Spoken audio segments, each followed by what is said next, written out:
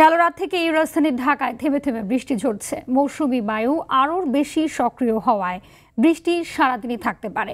এছাড়া দেশের বিভিন্ন জায়গায় আগামী 4 দিন বৃষ্টি ঝরবে। কোথাও কোথাও মাঝারি ধরনের ভারী থেকে ভারী বর্ষণ হতে পারে। আজ ঢাকা, খুলনা ও বরিশাল বিভাগের অধিকাংশ স্থানে এবং চট্টগ্রাম, সিলেট, ময়মনসিংহ, রংপুর ও রাজশাহী বিভাগের অনেক স্থানে বৃষ্টি বা বজ্রসহ বৃষ্টি হতে পারে। এর মধ্যে ঢাকা, খুলনা ও বরিশাল বিভাগের কোনো কোনো স্থানে ভারী বৃষ্টি হতে পারে। অধিকাংশ জায়গায় এবং রাজশাহী, রংপুর, ময়মনসিংহ, সিলেট এবং চিটাগাং বিভাগের অনেক জায়গায় হালকা থেকে মাঝারি ধরনের বৃষ্টির সম্ভাবনা আছে। আগামী 24 ঘন্টার পরবর্তীতে এই বৃষ্টিপাতের প্রবণতাটা উত্তরের দিকে সরে যাবে, অর্থাৎ বৃষ্টিপাতের পরিমাণটা হয়তো বা কমে আসবে, কিন্তু ম্যাক্সিমাম বৃষ্টিগুলো হবে আপনার রংপুর, ময়মনসিংহ, সিলেট বিভাগে।